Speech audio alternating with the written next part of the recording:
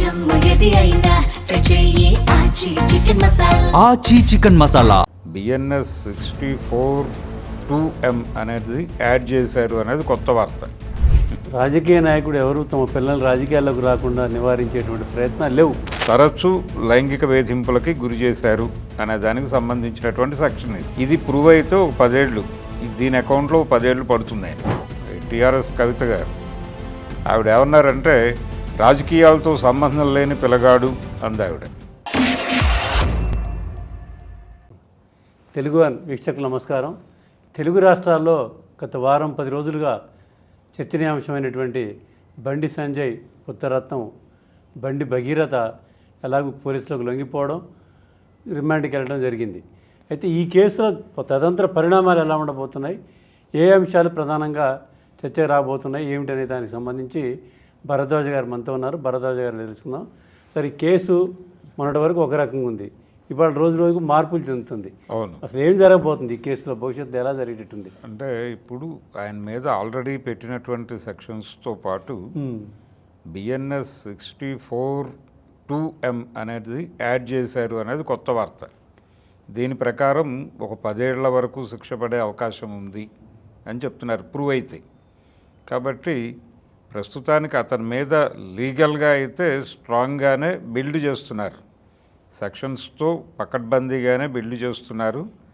అయితే దీన్ని సస్టైన్ చేసే పద్ధతిలో ఛార్జ్షీట్ దాఖలు చేయాల్సి ఉంటుంది 90 రోజుల లోపు పోలీసు వారు. ఆ ఛార్జ్షీట్ బలంగా ఉండి విట్నెస్ బలంగా ఉంటే, అంటే ఇతను పదే లైంగిక అత్యాచారానికి పాల్పడ్డాడు, లైంగిక వేధింపులకు పాల్పడ్డాడు, అత్యాచారం కాదు వేధింపులకి పాల్పడ్డాడు అనేది ఇప్పుడు ఈ పెట్టినటువంటి కొత్త సెక్షన్ తాలూకా ఈ 64 అనేది తరచూ లైంగిక వేధింపులకి గురి చేశారు అనే దానికి సంబంధించినటువంటి సెక్షన్ ఇది ప్రూవ్ అయితే ఒక 10 ఏళ్ళు దీని అకౌంట్లో 10 ఏళ్ళు పడుతుంది ఆయనకి.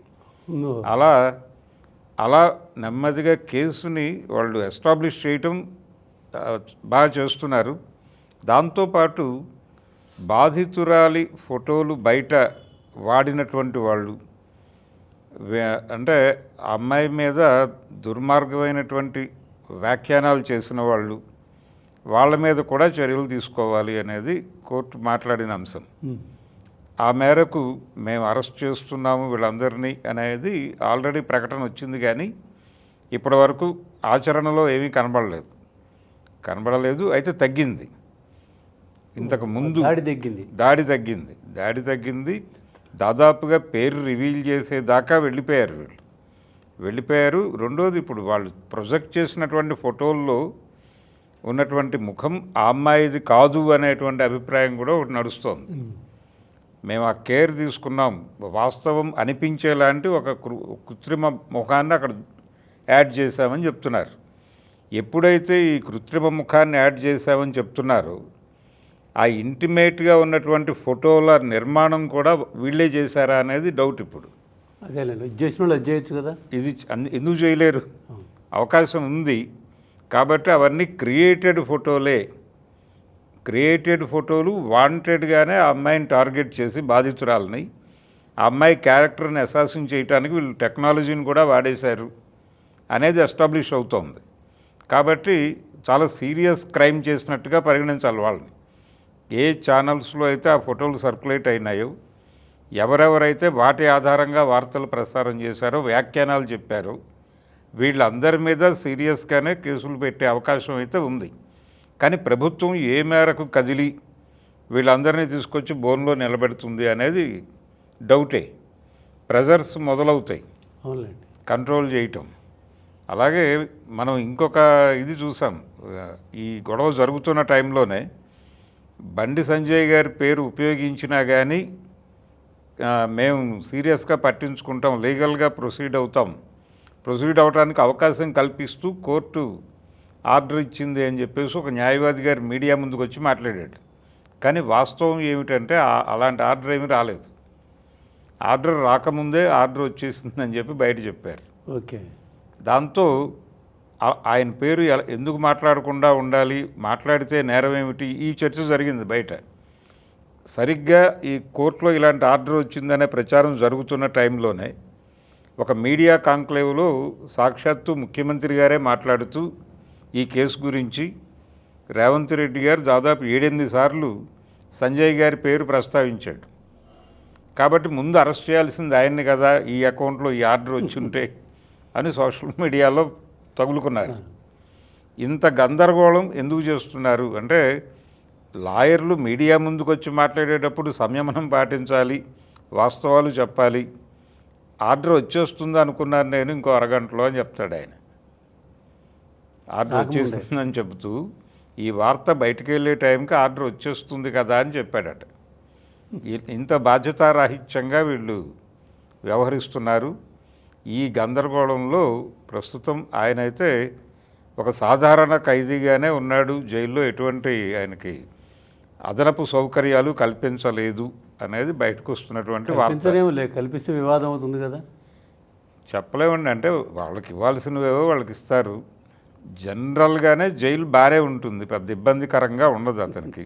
లోపల అంటే 24 అవర్స్ లాకప్ అయితే ఇబ్బంది, అదే 24 అవర్స్ లాకప్పే ఉండదు. ఒక నైట్ మాత్రమే పడుకుంటాడు కదా, మిగిలిన టైం బయటే తిరుగుతాడు. చర్లపల్లి కాబట్టి చెంచల్గూడ కన్నా అది బెటరు, మోడర్ను విశాలంగా ఉంటుంది. ఆయన అలా తిరగచ్చు, వాకింగ్ చేసుకోవచ్చు, తనని తాను రివ్యూ చేసుకోవడానికి ఒక అద్భుతమైన అవకాశం దొరికింది ఆయనకి. ఎందుకు జరిగింది ఇలా, మనం ఎక్కడ డీవియేట్ అయ్యాం అనేది ఆలోచించుకోవడానికి ఒక అద్భుత అవకాశంగా వినియోగించుకోగలిగితే ఉపయోగపడుతుంది అతని భవిష్యత్తుకి. కానీ కేసు గనక ప్రూవ్ అయితే ఆయన కెరియర్ దెబ్బతిన్నట్టే. అంటే పొలిటికల్ అంబిషన్స్ ఉన్నాయి అతనికి. అంటే కవిత గారు ఒక మాట అన్నారు, టీఆర్ఎస్ కవిత గారు. ఆవిడ ఏమన్నారంటే, రాజకీయాలతో సంబంధం లేని పిల్లగాడు అంది ఆవిడ. కానీ ఇతనికి రాజకీయ సంబంధాలు ఉన్నాయి. ఆయన ఎన్నికల ప్రచారంలో పాల్గొన్నటువంటి వీడియోలు సర్క్యులేట్ అవుతున్నాయి. ఈ రోజుల్లో రాజకీయ నాయకుడు ఎవరు తమ పిల్లలు రాజకీయాల్లోకి రాకుండా నివారించేటువంటి ప్రయత్నాలు లేవు. ప్రత్యక్షంగా వాళ్లే కదా, కేటీఆర్. వీళ్ళు చేయకపోయినా వాళ్ళు వచ్చేస్తున్నారు చొరవ చేసి. వాళ్ళు తలనొప్పులు అవుతున్నారు, ప్రెజర్ తీసుకొస్తున్నారు. నన్ను ఎప్పుడు తీసుకెళ్ళి ఏం చేస్తావో చెప్పి ఇప్పుడే అని అడుగుతున్నారు. ఈ ప్రెజర్ తట్టుకోవడం చాలా కష్టంగా మారుతోంది పొలిటీషియన్స్కి. కనుక ఆయన రాజకీయాలతో సంబంధం లేదు అని కాదు, కానీ ఈ కేసు ప్రూవ్ అయితే ఈ పొలిటికల్ యాంబిషన్ అది భగీరథ్కి ఉంది, సంజయ్ గారికి ఉంది. ఈ 2 యాంబిషన్స్ దెబ్బతింటాయి కేసు ప్రూవ్ అయితే. కనుక ఆ ఎడ్జ్లో ఉన్నారు ఇప్పుడు వాళ్ళ పొలిటికల్ భవిష్యత్తు.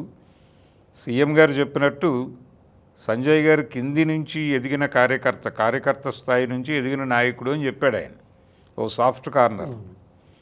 ఆ సాఫ్ట్ కార్నర్ ఏమైపోతుంది అనేది చూడాలి. ఇప్పుడే కాదు, కాంక్లేవల్ని అన్నాడు, ఎందుకు ఇదంతా తనే తీసుకుపోయి పోలీసులకు అప్పచెప్తే ఇది అయిపోద్ది కదా. అది కూడా చిన్న కాంట్రవర్సీ. ఆయన నేను న్యాయవాదుల సమక్షంలో పోలీసులకి అప్పచెప్పానని చెప్పి సాక్షాత్తు కేంద్ర హోంశాఖ సహాయ మంత్రి గారు చెప్పారు. కానీ పోలీసు వారేమో అప్పా జంక్షన్ దగ్గర ఎక్కడో మేము నార్సింగ్ దగ్గర అరెస్ట్ చేశామని వీళ్ళు చెప్తున్నారు. అదొక గందరగోళం. అంటే అది నిజమా, ఆయన చెప్పింది నిజమా, ఇది నిజమా అనేది అర్థం కాని పరిస్థితి.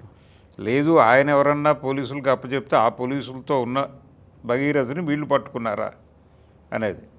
అయితే 4 టీములు వెతుకులాటలో నిమగ్నమైనటువంటి పరిస్థితి అయితే నిజమే. ఆ వెతుకులాటలో దొరికినట్లుగానే వాళ్ళు చెప్తున్నారు. లేట్గానే ప్రభుత్వం కొంచెం స్పందించింది. లుకౌట్ ఇవి రిలీజ్ అయిన తర్వాతే, ఆ నోటీసులు వచ్చిన తర్వాతే కొంత మూమెంట్ కనిపించింది ఇమ్మీడియట్గా. తర్వాత ఆమె కూడా డీసీపీ కూడా రితిరాజ్ గారు కూడా సెక్షన్లు మార్చడం వెళ్ళి అవును ఇవన్నీ చేయడం, తర్వాత ఇప్పుడు మీరు చెప్పినట్టు మళ్ళీ మార్చడం, అవును సెక్షన్లు యాడ్ చేయడం సీరియస్నెస్ని గుర్తిస్తున్నాయి. ప్రధాన ప్రతిపక్షం ఊరుకోవడం లేదు. అంటే కాంగ్రెస్ ప్రభుత్వం కొంచెం అతిగా వ్యవహరిస్తోంది ఈ కేసులో. అంటే కేంద్ర మంత్రి గారి కుమారుడిని రక్షించడానికి రాష్ట్ర ప్రభుత్వం తలమునకలవుతోంది అనేటువంటి ఒక నేరేటివ్ని కల్పించారు. ఆ నేరేటివ్ నుంచి బయటపడటం కోసం ఇప్పుడు యుద్ధం చేస్తున్నట్టుగా కనిపిస్తోంది ఇదంతా. ఈ రోజున ఈ కొత్త సెక్షన్ యాడ్ చేయటం కూడా అందులో భాగమే. ఇదే సీరియస్నెస్తో ఆ కేసును సస్టైన్ చేయగలరా లేదా అనే దాని మీద ఆధారపడి ఉంటుంది. రేపు పొద్దున ప్రాసిక్యూషన్ ఈ కేసుని ప్రూవ్ చేయగలిగితే కోర్టులో అతనికి శిక్ష పడితే అతని పొలిటికల్ భవిష్యత్తు నాశనం అవుతుంది, కానీ చాలామందికి అయితే గుణపాఠంగా మారుతుంది. అవును, చూద్దాం ఏం జరుగుతుందో. నమస్తే.